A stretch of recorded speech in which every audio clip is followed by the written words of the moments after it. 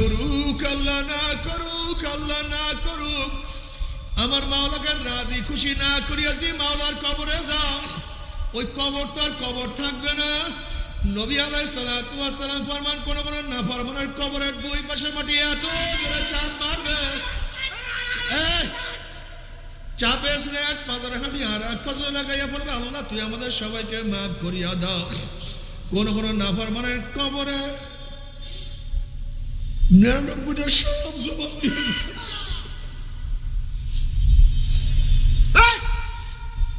কোন কোন নাফরমানের কবরটা আগুনে ভরিয়া যাবে।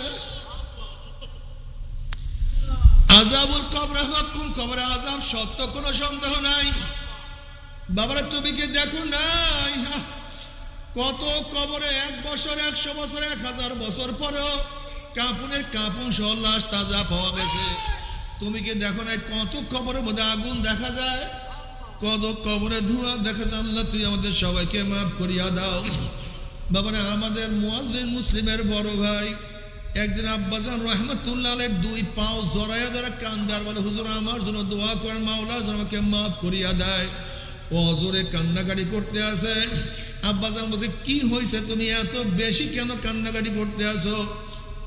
বলে, হুজুর আমি বিকালবেলা গরুগুলি নিয়ে বাড়ির দিকে রওনা করলাম, ফকির বাড়ির কবরের কাছে গরুগুলি যাওয়ার সাথে সাথে হাম্বা হাম্বা ঘুয়া ঘুয়া গরুগুলি এত জোরে দৌড় মারছে।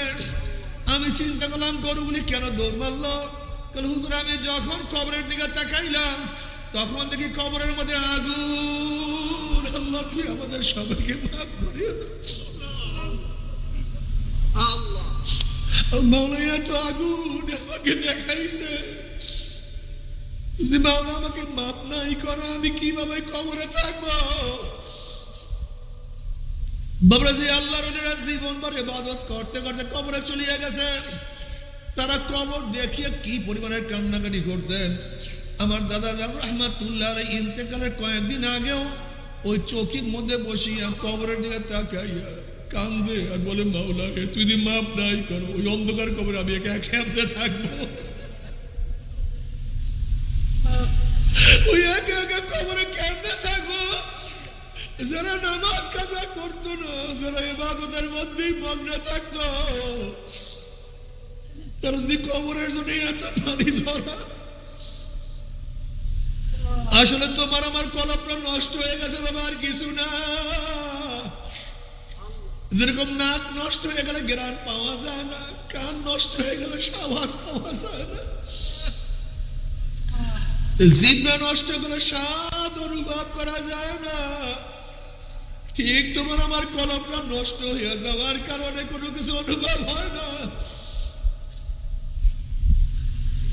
বাবারে আব্বাজান রাহমাতুল্লাহ আলাইহি একদিন বারডেম হসপিটালে, আব্বাজান রাহমাতুল্লাহ আলাইহিকে দেখার জন্য আমি বারডেম হসপিটালে ঢুকলাম। রুমের মধ্যে কেউ নাই। আব্বাজানের কাছে যাওয়ার সাথে সাথে আব্বাজান রাহমাতুল্লাহ আমার হাত কানা খাও করে ধরে বলে, ফয়েজ মাওলা কি আমাকে মাফ করবেনি? আল্লাহ বললাম, আব্বাজান জীবনে আপনার স্নেহ মেহ মমতা ঠিক মতো পাই নাই, সারা বছর দিনের পথে সফরে সফরে ছিলেন, আপনাদের উসিলে হাজার হাজার মানুষ আল্লাহ ওয়ালা হয়ে গেছে, কত গুনাহগার গুনাহ ছাড়ছে, কত বেরুবাজি নামাজে নামাজ পড়ছে, কত আল্লাহ বলা লোক আল্লাহর ওলি হয়েছে। আপনি যদি আপনাকে মাওলা মাফ না করে কাকে মাওলা মাফ করবে? বাবা তাদের কলিজার মধ্যে কি যে ব্যথা।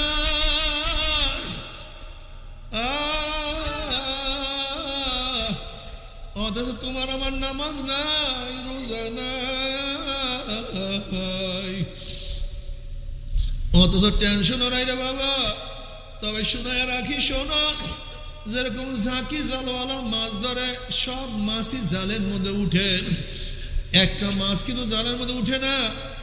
বাইমা শরীরটাকে কাঁদার মধ্যে ঢুকে যা মাথাটা বাড়ি করে আর বলে, ও ঝাঁকি জালওয়ালা তুই যতই চেষ্টা করো না, আমি তোর ঘাইয়ার মধ্যে আটকা পড়বো না, তোর জালের মধ্যে আটকা পড়বো না। তখন জালওয়ালা বলে, বাইমা তোর কপাল ভালো, আমার জালের মধ্যে আটকা পড়, আমার ঘাইয়ার মধ্যে আটকা পড়। যদি আমার জালের মধ্যে আটকা না পড়ো পিছনে টেডা নিয়ে চল নিয়ে কোপাইতে কোপাইতে কোপাইতে কোপাইতে আসতে আসে ওরা বাইঙ্গা যখন চল দিয়া কোপ দিয়া তোর কলিজার মধ্যে কোপ বসায় দেবে, তুই যতই মোড়াও না কেন আর তো তুই বাঁচতে পারবি না। বাবারে আজকে আমরা তোমাদের কাছে ঝাঁকি জাল নিয়ে আসছি, দিনের জাল নিয়ে আসছি। কপাল ভালো তো দিনের জালের মধ্যে আটকা পারো, মৌয়াত ইমানের সাথে হইয়া যাবে, কবরটা জান্নাতের বাগিচা হইয়া যাবে। কিয়ামতের ময়দানে আরো সে নিচে জায়গা পাইয়া যাবে, আমল নামার ডাইন হাতে পড়িয়া যাবে, পুসরাত পারি দিয়ে আমার মাওলার জান্নাতে চলিয়া যাবা। কিন্তু দিনের জালের মধ্যে যদি না পড়ো, আজরাইল আলাইহিস সালাতু ওয়াস সালাম টেডা নিয়া চল নিয়া খুপাইতে খুপাইতে আসতে আসে, তোমার সাথীকে কোপ দিয়া দুনিয়ার থেকে বিদায় দিয়া দিছে, তোমার বন্ধুকে দুনিয়ার থেকে বিদায় দিয়া দিছে। তুমি কি দেখো না কত নাফার মানে কলিজার মধ্যে কোপ বসায়া দিছে, আর ছুটতে পারে না। ঠিক আইনাল নাফার কোথায় ভাববা, পালাও কুনতুম ফি বুরুজিম মুশাইয়াদা, আসমানের বুরুজে পলাইলো, সেখানে মাওলা আজরাইল হাজির। সাত তবক জমিনের নিচে গেল, আমার মাওলা আজরাইল হাজির। কোথায় ভাববা, পশ্চিমে পূবে উত্তরে দক্ষিণ উপরে নিচে। আউযু বিল্লাহি মিনাশ শাইতানির রাজীম, বিসমিল্লাহির রহমানির রহিম। ইন্নাল্লাযীনা আমানু ওয়া আমিলুস সালিহাতি কানাত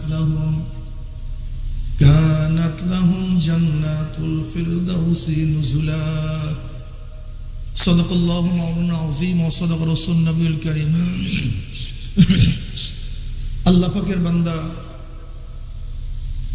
জনাব মুহাম্মদুর রাসূলুল্লাহ সাল্লাল্লাহু আলাইহি ওয়াসাল্লামের উম্মতগণ, আল্লাহ পাক রব্বুল আলামিন আপনাকে আমাকে ফিতনা ফাসাদের জমানায় যখন তামাম দুনিয়ার থেকে ইসলাম মুসলমানদেরকে মিটিয়ে দেওয়ার ষড়যন্ত্র চলতেছে, আজকে ফিলিস্তিন থেকে মুসলমানদের উৎখাত করার ষড়যন্ত্র চলছে কি চলে নেই? চলছে। তামাম দুনিয়ার মধ্যে ইসলাম মুসলমান থাকবে কি থাকবে না প্রশ্নের সৃষ্টি হয়েছে। যে জমানায় মানুষ নেকের কাজ থাকতেছে, গুনার কাজ ধরতেছে, শুধু গুনার কাজ ধরেই না, বরং গুনার কাজে প্রতিযোগিতা শুরু করছে, কে কার আগে জাহান্নামে যাবে। সবাই বলি না আউযু বিল্লাহ। যে জীবনে মানুষ নেকের কাজে আশ্চর্য হয়, গুনার কাজে স্বাভাবিক থাকে, যে জমানায় মুসলমান ইসলামকে পছন্দ করে না, মুসলমান ইসলামকে পছন্দ করে না, বরং নামধারী মুসলমান ইসলামের সবচেয়ে বড় দুশ্মন হয়ে গেছে।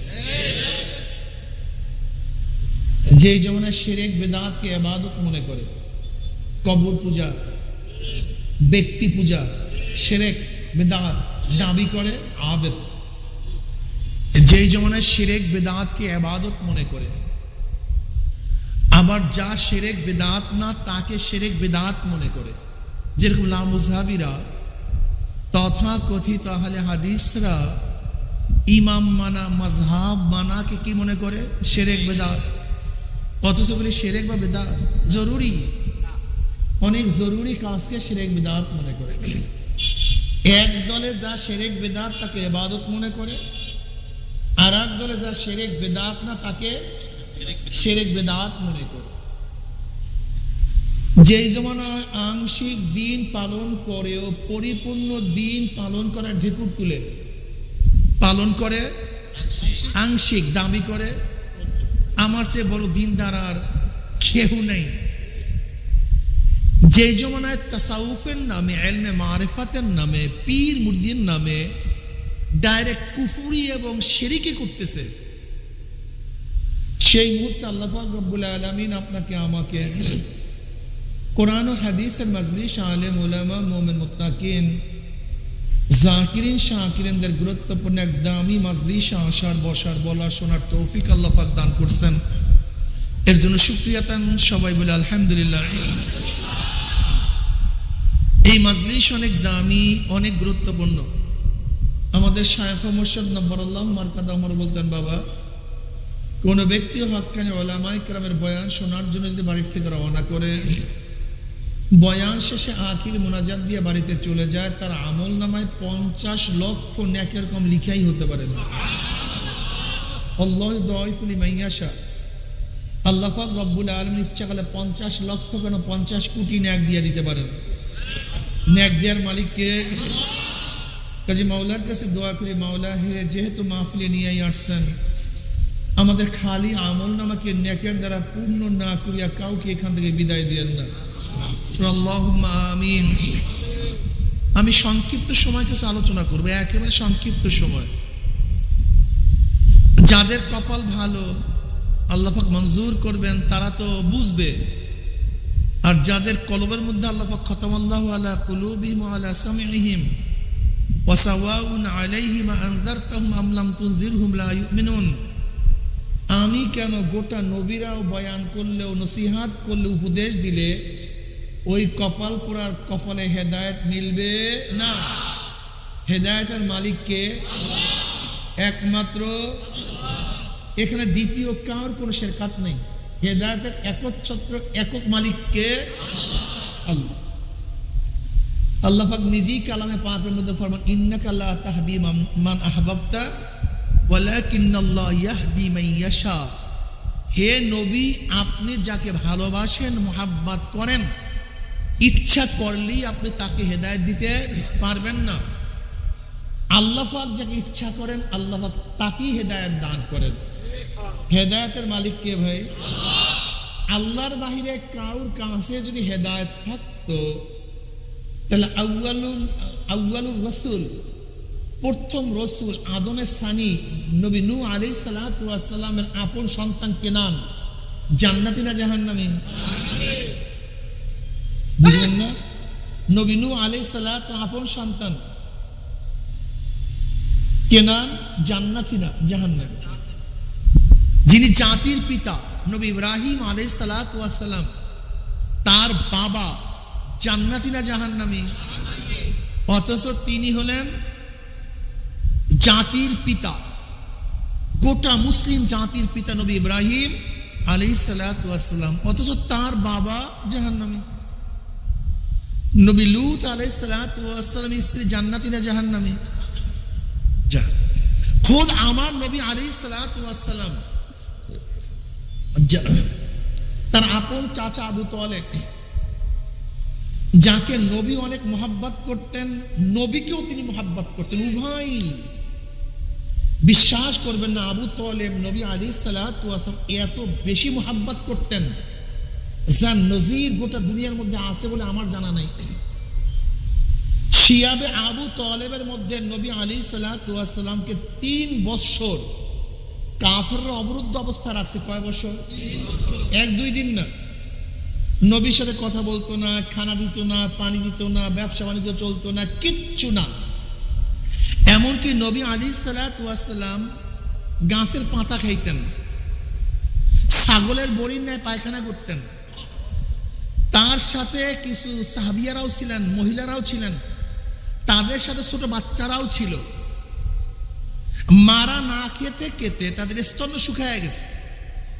বাচ্চাগুলি যখন বুকের মধ্যে টান দিছে তখন অবস্থাটা কি? না মায়ের খাদ্য ছিল না বাচ্চাদের খাদ্য ছিল। 1-2 দিন না, 3 বছর। এই 3 বছর কিন্তু আবু তালেবও নবী আলাইহিস সালাতু ওয়াস সালামের সাথে ছিলেন। এখন বুঝেন মোহাম্মদের অবস্থাটা কি? নবী আলাইহিস সালাতু আব্বা দুনিয়ার থেকে ছোটবেলায় বিদায় হয়ে গেছেন। আব্দুল মুত্তালিব নবী আলাইহিস সালাতু ওয়াস সালামের দাদা তাকে লালন পালন করতেন। আব্দুল মুত্তালিবের বিদায়ের আগে তার ছেলে আবু তালেবকে ডেকে বললেন, আমার নাতি, আমার কলিজার টুকরা মুহাম্মাদের আব্বা নাই, আমিও বিদায়ের পথে, খবরদার তুমি ওর সাথিত্ব ছাড়বা না। আবু তালেব দুনিয়ার থেকে বিদায় হওয়ার 1 সেকেন্ড আগেও আমার নবীর সাথিত্ব ছাড়েন নাই, তার সাহায্য ছাড়েন নাই। এত মোহাব্বত করার পরেও সে আবু তালেব জান্নাতি না জাহান্নামী? হেদায়েতের মালিক কে? আপনি কেন বুঝেন না?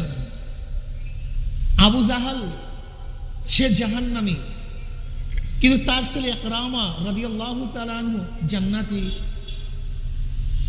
খালিদ বড় যোদ্ধা, সে তো জান্নাতি।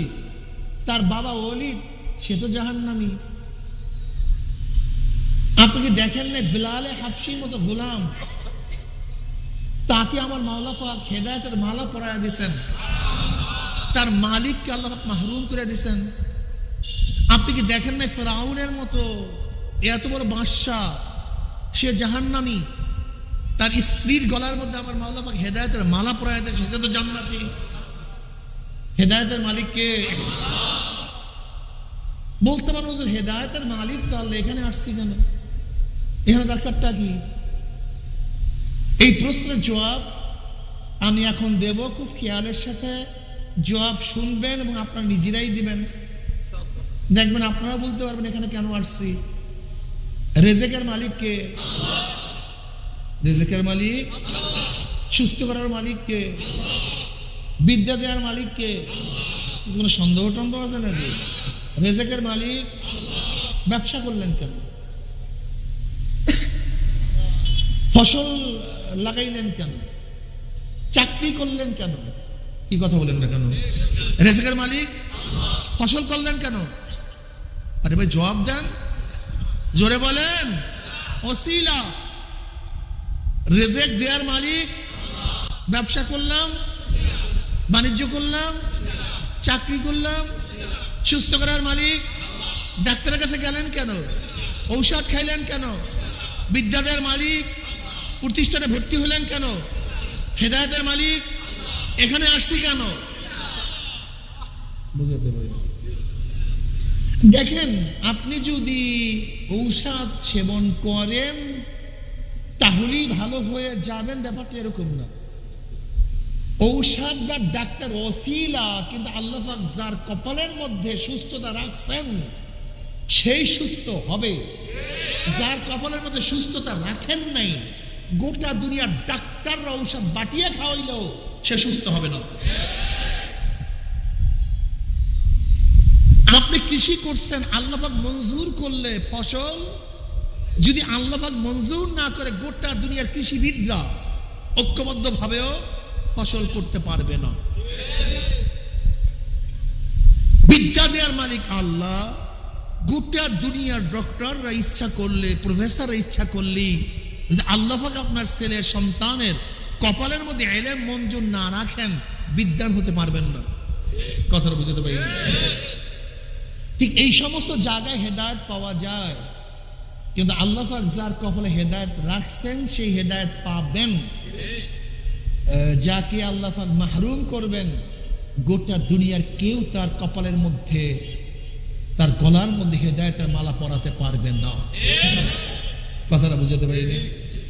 তবে মনে রাখতে হবে, আমাকে অবশ্যই ব্যবসা করতে হবে, আমাকে অবশ্যই ওসিলা তালাশ করতে হবে। আমি বলছি না, আল্লাহ পাক নিজেই বলেন ওয়াবতাগু ইলাইহিল ওয়াসিলা, মাওলা পর্যন্ত পৌঁছার জন্য কি তালাশ করো। অর্থাৎ মাওলা পর্যন্ত পৌঁছার জন্য যা কিছু নামাজ, রোজা, হজ, যাকাত, তেলাওয়াত, নেক, এই এখানে আসা, পীরের কাছে যাওয়া, কথা মানা, ইবাদত করা, জোহদ করা, চেষ্টা সাধনা করা, সবই ওসিলা। কিন্তু আল্লাহ পাক যাকে হেদায়েত দিবেন সে হেদায়েত পাবে, যাকে হেদায়েত দিবেন না। কথাটা বুঝাতে পারিনি? এর জন্য হেদায়েত যেখানে পাওয়া যায় সেখানে যেতে হয়। যদি হেদায়েত যেখানে পাওয়া যায় সেখানে না গেলেও হেদায়েত পাওয়া যাবে না। কথাটা বুঝাতে পারিনি? জাল দিয়া কি ধরে? কথা বলেন না কেন? ঝাঁকি জাল দিয়া কি ধরে? এই মাঠের মধ্যে আপনি জাল মারেন, সমস্যা কি? ঝাঁকিয়া জাল দিয়ে তো মাছ ধরে কেন? দেখেন, ঝাঁকি জাল দিয়া মাছ ধরে, কিন্তু যেখানে মাছ পাওয়া যায় সেখানেই মারতে হয়, যেখানে পাওয়া যায় না সেখানে মারলে মাছ পাওয়া যাবে। ঠিক হেদায়েত যেখানে পাওয়া যায় সেখানে যেতে হয়, হেদায়েত যেখানে পাওয়া যায় সেখানে যদি যাওয়া না হয় তাহলে কথাটা বুঝতে পারিনি? কেন আল্লাহ পাক নিজেই বলেন ওয়াবতাগু ইলাইহিল ওয়াসিলা ওয়াত্তাবি সাবিলা মান আনাবা ইলাইয়া। ওয়াত্তাবি, ইত্তেবা করো, অনুসরণ করো, মান সাবিল, ওই ব্যক্তির রাস্তা, মান আনাবা ইলাইয়া, যে আমার দিকে ঝুঁকে গেছে, আমার পথ ধরছে, তোমরাও তাদের পথ ধরো, তাহলে তোমরাও হেদায়েত পেয়ে যাবে। দেখেন এলেম একটা নূর, আল ইলমু নূরুন, এলেম নূর মানে আলো, নূর মানে কি ভাই? আলো। আপনি এখান থেকে ফরিদপুর যাবেন, কোথায় যাবেন?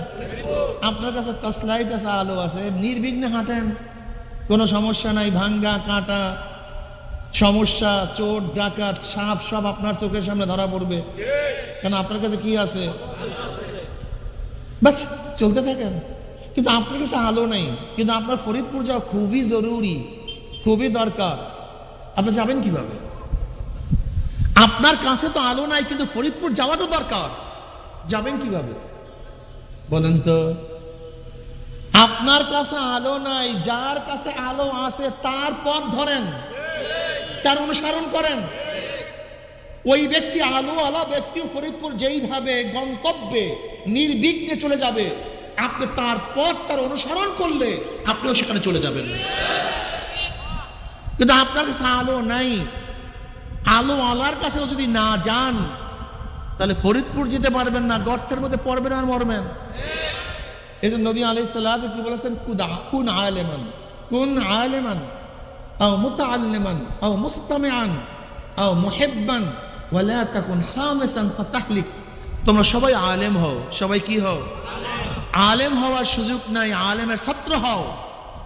আলেমের ছাত্র হওয়ার সুযোগ নেই। আলেম যা বলে শোনো, আলেম যা বলে শোনো, শোনারও সুযোগ নাই। মরুভূমির মধ্যে আসো, পাহাড়ের মধ্যে আসো, সাগরের মধ্যে থাকো, ওই জায়গায় বসে আলেমকে মোহাব্বত করো। ওয়ালা তাকুন খামিসান, 4 নাম্বার হও না, আলেম হবে না, আলেমের ছাত্র হবে না, আলেমের কথাও শুনবা না, আলেমকে মোহাব্বতও করবা না, এই 4-এর বাহিরে চলে যাবা, সরাসরি জাহান্নাম। বুঝাতে পারি? আলেম হওয়া ব্যতীত, আলেমের ছাত্র ব্যতীত, আলেমের কথা শোনা ব্যতীত, মোহাব্বত করা ব্যতীত আজ পর্যন্ত কে হেদায়েত পায় নাই, কিয়ামত পর্যন্ত পাবে না, কিয়ামত পর্যন্ত পাবে না। দেখেন খুব ভালো মতো বুঝবেন, আমাদের দেশের যত ভণ্ড, এই ভণ্ড হওয়ার কারণটা কি? প্রথম কারণ হলো তাদের মধ্যে ইলম নেই। কি নাই? এই আপনাদের দেশে বয়াতি ফায়াতি হাবি জাবি সূরা ফাতিহা পড়তে কথা বলেন না কেন?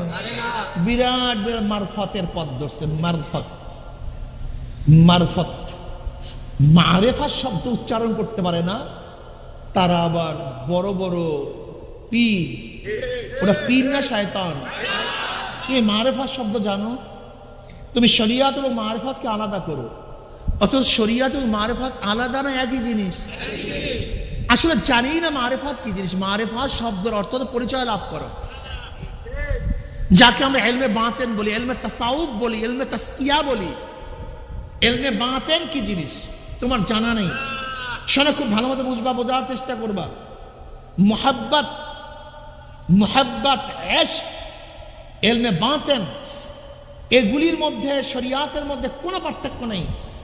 শরিয়াত কি জিনিস? মা লাহা ওয়া মা আলাইহা। ইলমে জাহির, ইলমে বাতিনের সমন্বয় হলো শরিয়াত। যেরকম আমি একজন মানুষ, আমি কি ভাই? আমি 2টা জিনিস দ্বারা গঠিত, একটা হলো আমার বাহ্যিক, আর আমার গোপন। আমার হাত পাও চক্ষু আপনারা সবাই দেখেন, কিন্তু আমার মধ্যে আর একটা জিনিস, রুহু, এটা কেউ কি দেখেন? আচ্ছা, কেউ যদি বলে আমার রুহের প্রয়োজন, শরীরের প্রয়োজন নেই, সে বাঁচবে না মরবে? আবার কেউ যদি বলে আমার শরীরের প্রয়োজন, আমার রুহের প্রয়োজন নাই, কথা বলেন না কেন?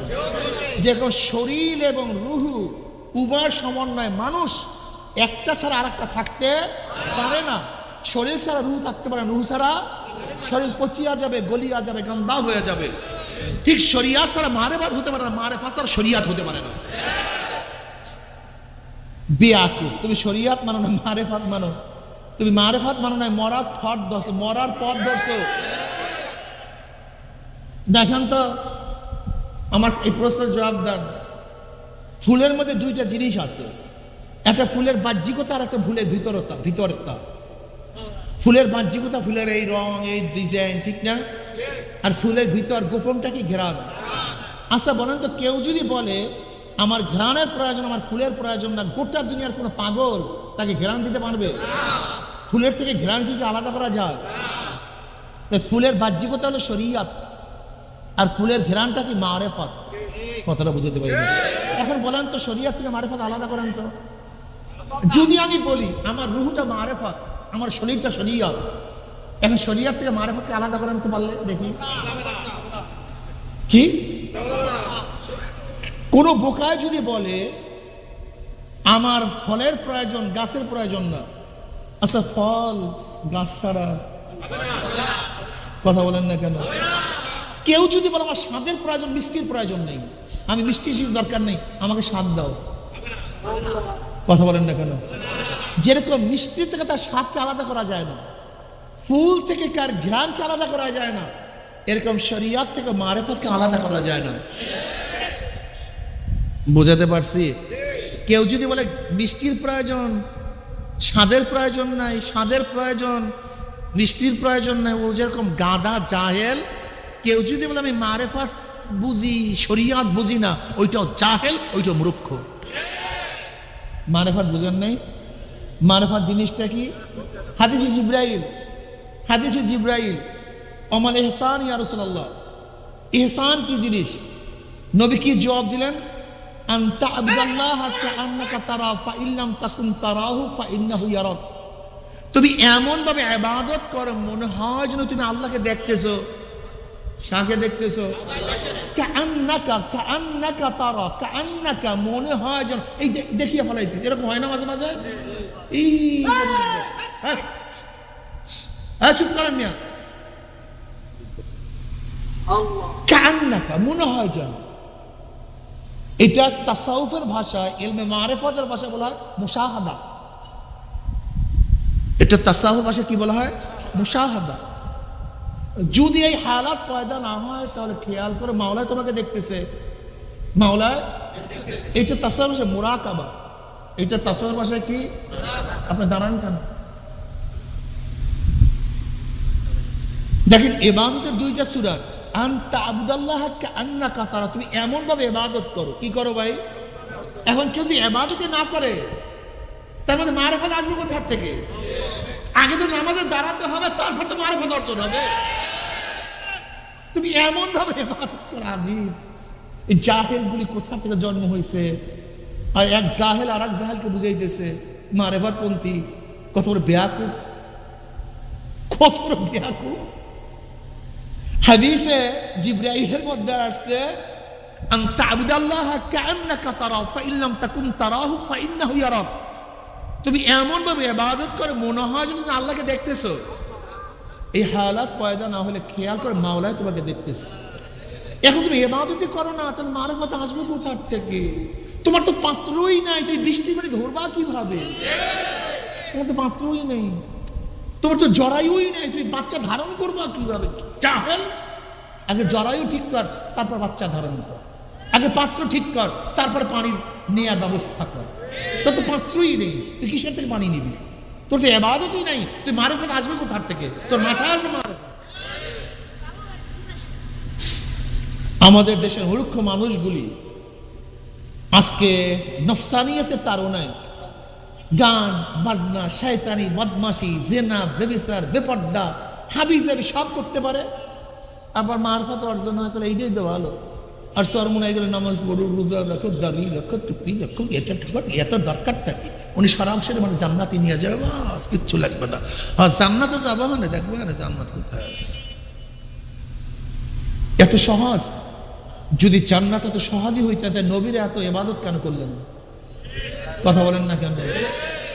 জান্নাত যদি এতই সহজ হইতো তাহলে নবীদের চেয়ে বেশি ইবাদত কেউ করেনি, এত ইবাদত কেন করলেন? যদি জান্নাত এত সহজই হবে তাহলে সাহাবারা এত কষ্ট কেন করলেন? জান্নাত যদি এত সহজই হবে তাহলে আল্লাহর ওলিরা এত সাধনা কেন করলেন? ফার্স্ট ক্লাস ফাঁস যদি এত সহজই হবে তাই বাচ্চারা 18 ঘন্টা পড়াশোনা কেন করলেন? হ্যাঁ, তুমি বোকা, তুমি কি ভাবছো? দেখে এই প্রশ্নের জবাব দেন তো। যে পড়াশোনা করবে সেও পাস করবে, যে পড়াশোনা করবে না সেও পাস করবে, ঠিক আছে না? যে ব্যবসা করবে সেও ধনী হবে, যে ব্যবসা করবে না সেও ধনী হবে। যে কষ্ট করিয়া পথ চলবে সেও অগ্রসর হবে, আর যে ঘরে বসিয়া থাকবে সেও অগ্রসর হবে। এবার বলেন তো, যে নামাজ পড়বে সেও জান্নাতে যাবে, নামাজ পড়বে না সেও জান্নাতে যাবে। যে রোজা রাখবে সেও জান্নাতে যাবে, যে রোজা রাখবে না সেও জান্নাতে যাবে। যে পর্দা করবে সেও জান্নাতে যাবে, যে পর্দা করবে না সেও জান্নাতে যাবে।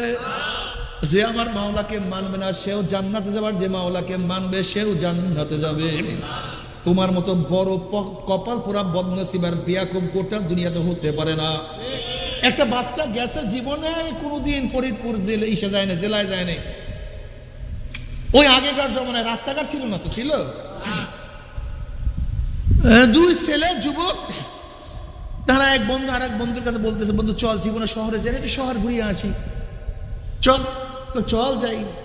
দুই বন্ধু ঘুরতে ঘুরতে ঘুরতে ঘুরতে গেছে ফরিদপুর জেলায়, গিয়া দেখে বিশাল সুন্দর এক বাড়ি, বাংলু, ফুলের বাগান, তারওয়ান, অন্য রকমের পোস্ট। এই বাড়ি কোনোদিন দেখেনি। মানুষকে প্রশ্ন করছে, ওই বাড়িটা কার? জজ সাহেবের বাড়ি। কার বাড়ি? জজ সাহেবের বাংলু। মাশাআল্লাহ। এবার ছেলে বাড়িতে এসে বলছে, আব্বু আমি তো শহরে গেছিলাম, ঘুরতে ঘুরতে একটা বাড়ি দেখলাম, খুবই আকর্ষণীয়। আমি জিজ্ঞাসা করছিলাম বাড়িটা কার? বলে জজ সাহেবের। আব্বু আমি জজ হব। বাবাই খুবই খুশি, তুই জজ হবি, কমপক্ষে আমি জজের বাবা হব, তুই আমার সন্তান, কম কথা না। এবার বাবা বলতেছে, হ্যাঁ ঠিকই আছে, তুই জজ হবি, অন্য অন্য ছেলেরা ঘুমাবে, তোকে পড়তে হবে। অন্য অন্য ছেলেরা খেলবে, তোকে পড়তে হবে। অন্যান্য ছেলেরা ঘুরবে, তোকে পড়তে হবে। অন্যান্য ছেলেরা আড্ডা মারবে, তোকে পড়তে হবে। ছেলে বলতেছে, হুজুর স্যার, বাবা আমি জজ হব, কিন্তু পড়তে পারবো না। আমি জজ হব, কি জজ হইতে পারবে না? আলহামদুলিল্লাহ। কি বলেন? হ্যাঁ, দুনিয়া বুঝেন, আখেরাত বুঝতে চান না কেন? আখেরাত বুঝতে চান না কেন? কারণটা কি? যেরকম পড়াশোনা করা ছাড়া জজ হওয়া যায় না, ইবাদত করা ব্যতীত জান্নাতে যাওয়া। মনে মনে বড় বড় স্বপ্নের কলা খাইতে পারো, উঠিয়ে দেখো কলা না, খাতা, সিরা খাতা চাবাও। কলা না, খাতা চাবাও, পচা। বুঝাতে পারিনি। অনেক সময় দেখো না, স্বপ্নের মধ্যে প্রসাব করতে আসি বাড়ির দরজায়, উঠিয়া দেখে তুমি বিছানায় প্রসাব করতে আসে, তুমি বাড়ির দরজায় প্রসাব করো। তোমার সমস্যা আছে, তুমি মনে মনে কলা খাও। তুমি একটা কথা কেন বুঝো না, যদি ইবাদত ছাড়া কেউ জান্নাতে যাইতেই পারতেন, তাহলে নবী এত ইবাদত করলেন কেন? সাহাবারা এত ইবাদত করলেন কেন? আল্লাহর ওলির ইবাদত করলেন কেন? আমরা কি বোকা টোকা নাকি মিয়া? হ্যাঁ, আমরা কি পাগল টাগল নাকি? তোমার মতো সাহেল আমরা? হ্যাঁ, তোমার দাড়ি কাটতে মনে চায়, আমার মনে চায় না? এই যে দেখেন, দুইজনের বয়সে একই ক্লাসে পড়ছে, উনি আর একই ক্লাসের ছাত্র দুইজন। দেখেন তো, এনারা মনে হয়, কোনারা মনে হয় কি একই ক্লাসের ছাত্র। উনি বোঝে না এরকম যুবক সাজতে? উনি বোঝে না? আমরা বুঝি না যুবক সাজতে? তোমরা টুপি নামাও, আমরা টুপি খুলতে পারি না।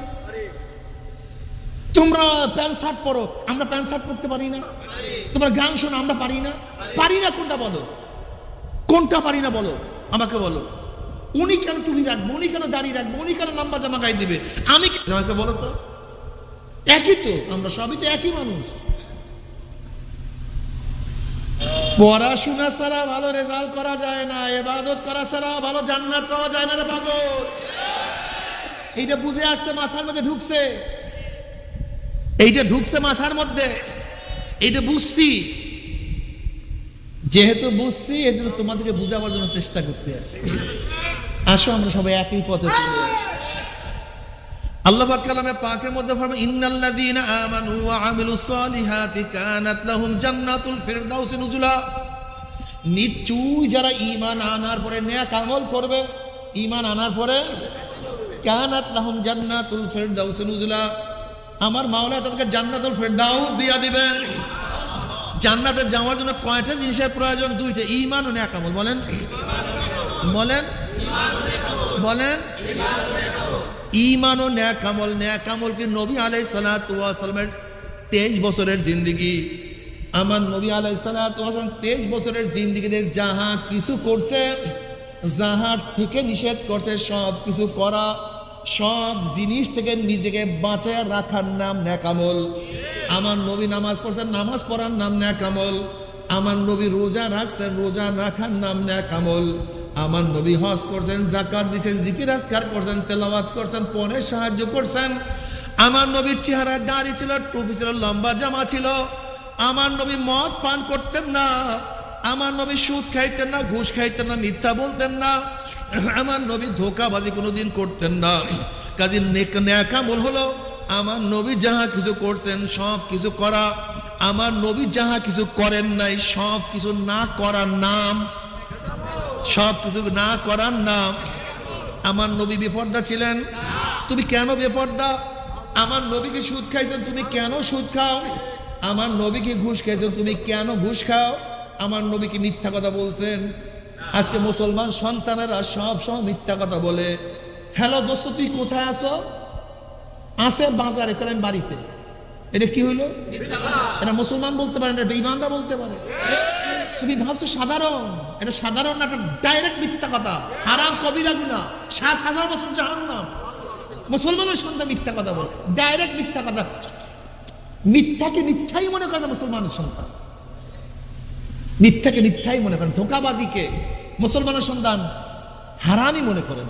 এ কি মুসলমানের সন্তান? সবগুলি বেঈমানের সন্তান, মুনাফিকের সন্তান, মুসলমানের নাম না।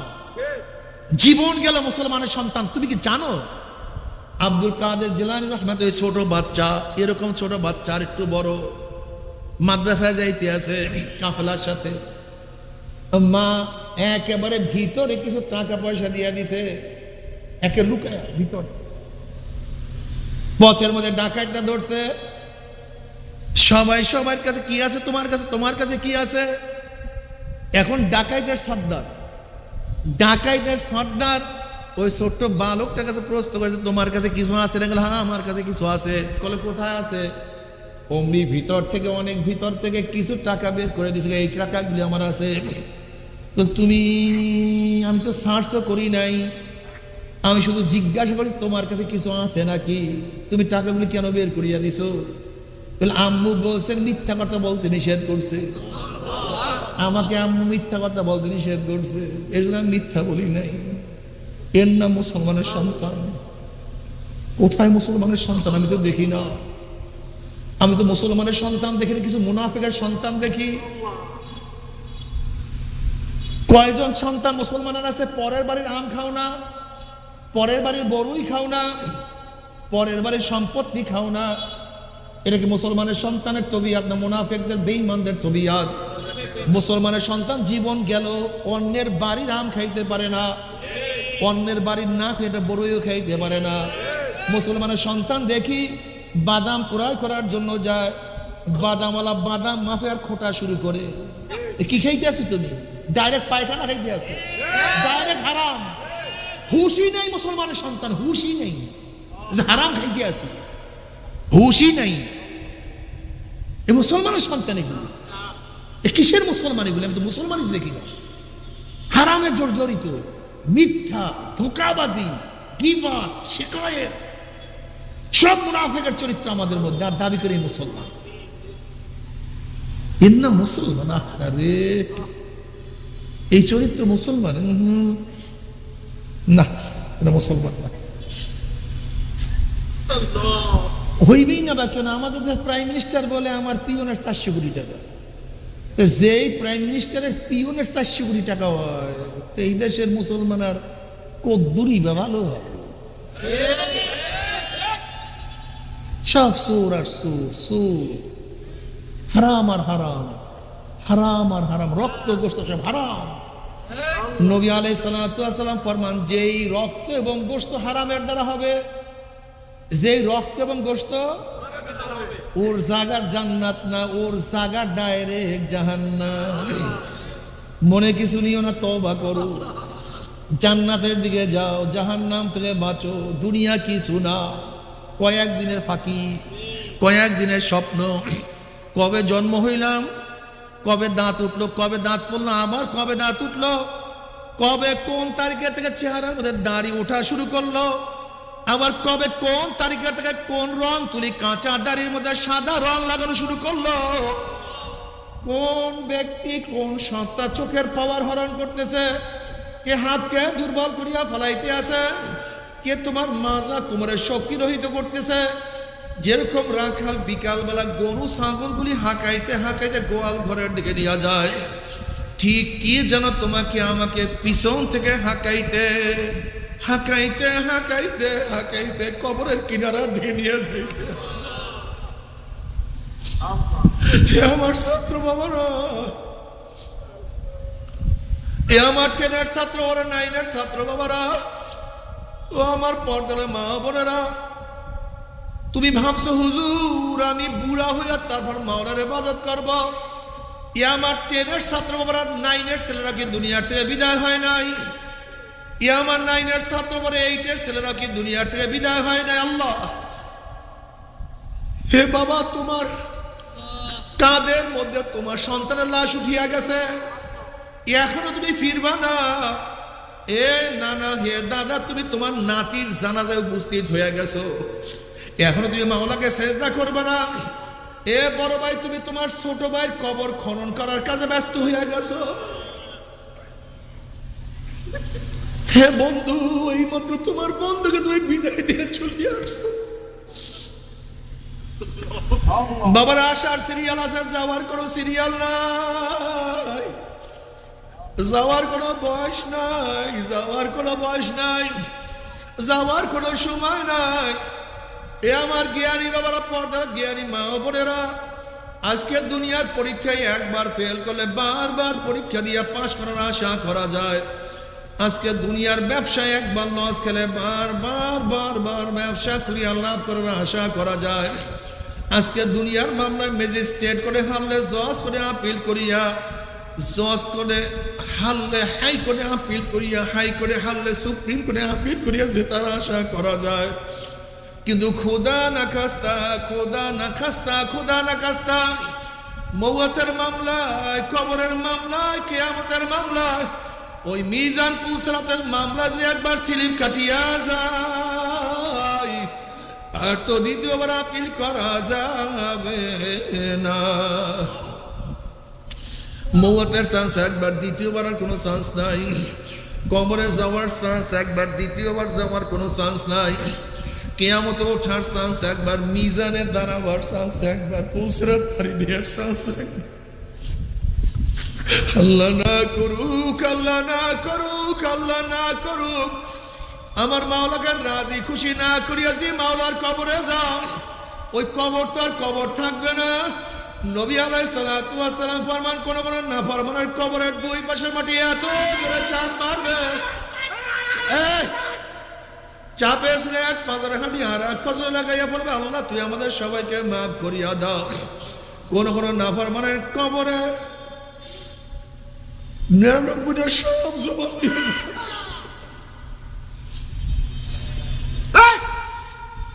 কোন কোন নাফরমানের কবরটা আগুনে মরিয়া যাবে। আযাবুল কবর হাক্কুন, কবরে আযাব সত্য, কোনো সন্দেহ নাই। বাবারা তুমি কি দেখো নাই কত কবরে 1 বছর, 100 বছর, 1000 বছর পরেও কাপুনের কাপুন সহ লাশ তাজা পাওয়া গেছে। তুমি কি দেখো নাই কত কবরের মধ্যে আগুন দেখা যায়, কত কবরে ধোঁয়া দেখা যায়। আল্লাহ তুই আমাদের সবাইকে মাফ করিয়া দাও। বাবারা, আমাদের মুয়াজ্জিন মুসলিমের বড় ভাই একদিন আব্বাজান রহমাতুল্লাহ আলাইহির 2 পাও জড়াইয়া ধরে কান্দার বলে, হুজুর আমার জন্য দোয়া করেন, মাওলা যেন আমাকে মাফ করিয়া দেয়। ও হজুরে কান্নাকাটি করতে আছে। আব্বাজান বলছে, কি হয়েছে, তুমি এত বেশি কেন কান্নাকাটি করতে আসো? বলে, হুজুর আমি বিকালবেলা গরুগুলি নিয়ে বাড়ির দিকে রওনা করলাম, ফকির বাড়ির কবরের কাছে গরুগুলি যাওয়ার সাথে সাথে হাম্বা হাম্বা গুয়া গুয়া গরুগুলি এত জোরে দৌড় মারছে। আমি চিন্তা করলাম গরুগুলি কেন দৌড় মারলো। বলে, হুজুর আমি যখন কবরের দিকে তাকাইলাম তখন দেখি কবরের মধ্যে আগুন। আল্লাহ তুই আমাদের সবাইকে মাফ করিয়ে দাও। মাওলাইয়া তো আগুন আমাকে দেখাইছে, যদি মাওলা আমাকে মাপ নাই করে আমি কিভাবে কবরে থাকবো? বাবরা যে আল্লাহর ওলিরা জীবনভর ইবাদত করতে করতে কবরে চলিয়ে গেছে, তারা কবর দেখিয়ে কি পরিমাণের কান্নাকাটি করতেন। আমার দাদা জান রহমাতুল্লাহ আলাইহি ইন্তেকালের কয়েকদিন আগেও ওই চৌকির মধ্যে বসিয়া কবরের দিকে তাকাইয়া কান্দে আর বলে, মাওলা হে তুই যদি মাপ নাই করো, ওই অন্ধকার কবরে আমি একা কেমনে থাকবো? ওই একা একা কবরে কেমনে থাকবো? যারা নামাজ কাজা করতো না, যারা ইবাদতের মধ্যেই মগ্ন থাকতো, তারা যদি কবরের জন্য এত পানি ঝরা। আসলে তোমার আমার কলমটা নষ্ট হয়ে গেছে বাবা, আর কিছু না। যেরকম নাক নষ্ট হয়ে গেলে ঘ্রাণ পাওয়া যায় না, কান নষ্ট হয়ে গেলে আওয়াজ পাওয়া যায় না, জিহ্বা নষ্ট হয়ে গেলে স্বাদ অনুভব করা যায় না, ঠিক তোমার আমার কলমটা নষ্ট হয়ে যাওয়ার কারণে কোনো কিছু অনুভব হয় না। বাবারে আব্বাজান রহমাতুল্লাহ একদিন বারডেম হসপিটালে, আব্বাজান রহমাতুল্লাহ আলীকে দেখার জন্য আমি বারডেম হসপিটালে ঢুকলাম। রুমের মধ্যে কেউ নাই। আব্বাজানের কাছে যাওয়ার সাথে সাথে আব্বাজান রহমাতুল্লাহ আমার হাত কানা খাঁ করে দূরে বলে, ফয়েজ মাওলা কি আমাকে মাফ করবেনি? আল্লাহ বললাম, আব্বাজান জীবনে আপনার স্নেহ মেহ মমতা ঠিক মতো পাইনি, সারা বছর দিনের পথে সফরে সফরে ছিলেন, আপনাদের উসিলে হাজার হাজার মানুষ আল্লাহ ওয়ালা হয়ে গেছে, কত গুনাহগার গুনাহ ছাড়ছে, কত বেরুবাজি নামাজে নামাজ পড়ছে, কত আল্লাহ বলা লোক আল্লাহর ওলি হয়েছে। আপনি যদি আপনাকে মাওলা মাফ না করে কাকে মাওলা মাফ করবে? বাবা তাদের কলিজার মধ্যে কি যে ব্যথা,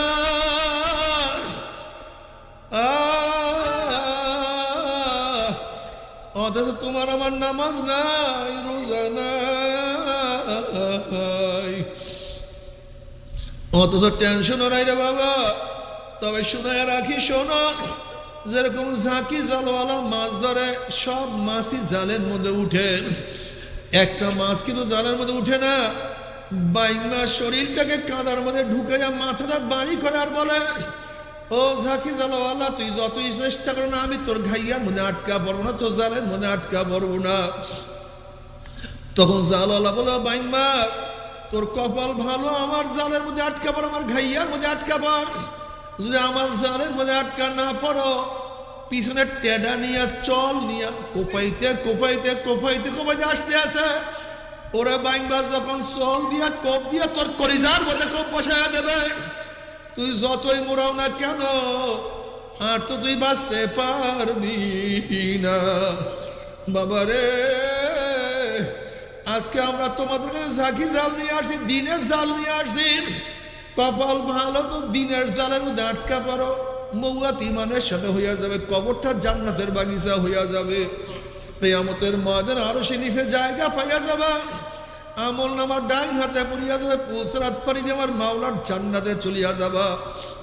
কিন্তু দিনের জালের মধ্যে যদি না পড়ো, আজরাইল আলাইহিস সালাতু ওয়াস সালাম টেডা নিয়া চল নিয়া খুপাইতে খুপাইতে আসতে আছে, তোমার সাথীকে কোপ দিয়া দুনিয়ার থেকে বিদায় দিয়া দিছে, তোমার বন্ধুকে দুনিয়ার থেকে বিদায় দিয়া দিছে। তুমি কি দেখো না কত নাফার মানে কলিজার মধ্যে কোপ বসায়া দিছে, আর ছুটতে পারে না।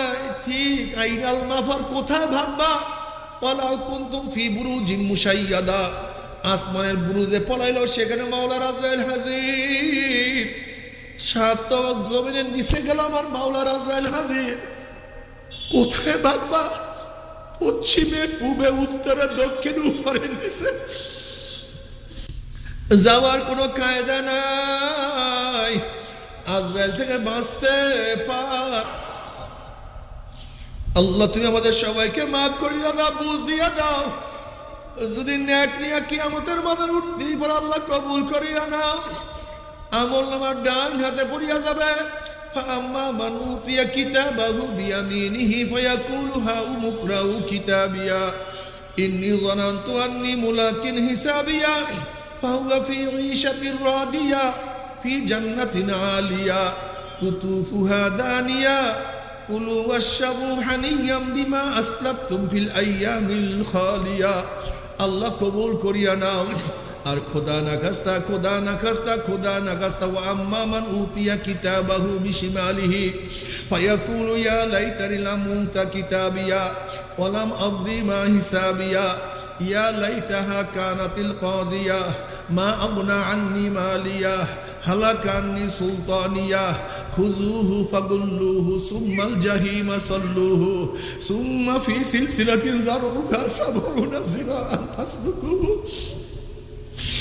যদি আমল নামা বাম হাতে পড়িয়া যায়, বাম হাতটা সিনা ভরিয়া পিছনে চলিয়া যাবে। আল্লাহ পাক ডাক দিলে ফেরেশতারা নাফরমানকে ধর, ওকে জাহান্নামের শিকল দিয়া বান্ধিয়া ফেলো।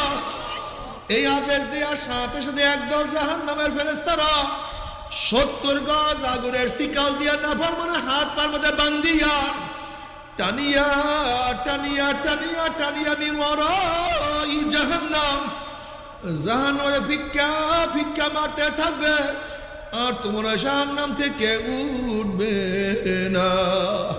তবে মুমিন মুসলমান বলতে সবাই মনে চায় গুনার থেকে ফিরিয়া নেক আমল করিয়া মাওলার জান্নাতে, কিন্তু সবাই যাইতে মনে চায় গুনাহ নিয়ে মাওলার জাহান্নামে, কাউরে কিন্তু যাইতে মনে চায় না। কিন্তু কেনই বা আমরা নেক আমল করতে পারি না, কেনই বা গুনার কাম ছাড়তে পারি না? এর মূল কারণ হলো আপনার এবং আমার পিছনে নফস এবং শয়তান লাগিয়া রইছে। এই নফস এবং শয়তান থেকে ফেরার জন্য যে কোনো একজন হক্কানি আল্লাহর ওলির হাতে হাত দিতে হবে রে বাবা। তবে হ্যাঁ বাবারে, বর্তমান জমানায় পীর মুরিদের নামে ভেজাল, শিরক বিদআত, হিংসা হাসাদে পরিণত হয়ে গেছে, ব্যবসা বাণিজ্যে পরিণত হয়ে গেছে। সমস্ত আল্লাহর ওলির একমত, যেই পীরের 5 জন মুরিদের মধ্যে কম পক্ষে 3 জনকে দেখবা আলহামদুলিল্লাহ সুন্নাত মাফিক আমল আখলাক মজবুত হইয়া যাইতে আছে, গুনার কাম ছাড়তে আছে, নেকের আমল ধরতে আছে, কলব নরম হইয়া চোখে পানি আসতে আছে। বৃক্ষতর নাম কি, ফলে পরিচয়। বাবারে একা একা ইবাদত করা যায় না, একা একা ইবাদত করা যায় না। বাবারে দেখবা যে দল ছাড়া হইয়া যায় সেই বিপদে পড়িয়া যায়। বাবারে একা একা ইবাদত করা যায় না। আমার অনুরোধ থাকবে, যার কাছে গিয়া পারো, যারা 4টা নবী আলাইহিস সালাতু ওয়াস সালাম মৌলিক কাজ করে, দাওয়াত, তালিম, তাজকিয়া, জিহাদ, এই মৌলিক 4টা কাজ যার মধ্যে আছে, এরকম একজন হক্কানি আল্লাহর ওলির সাথে হাত লাগাইয়া তার সোহবতে গিয়া গুনার কাজ ছাড়ো, নেকের আমল ধরো, কলব নরম করিয়া চোখে পানি নিয়া মাওলার কবরে যাইও। যেরকম দুনিয়ার ঘরে আগুন লাগলে পানি সারা নিভানো যায় না, ঠিক তদ্রুপ তোমার এবং আমার গুনার দ্বারা যে জাহান্নামের আগুন জ্বলিয়া রইছে, চোখের পানিও সারা কিন্তু জাহান্নামের আগুন নিভানো সম্ভব না। কাজে বাবা আমার জন্য দোয়া চাই, আমিও দোয়া করি, সবাই সবার জন্য প্রাণ খুলিয়া দোয়া করো, যেন কিয়ামতের ময়দানে গলাগুলি বাঁধিয়া মাওলা একসাথে জান্নাতে যাওয়ার তৌফিক দিয়া দেয়। আল্লাহুম্মা আমিন।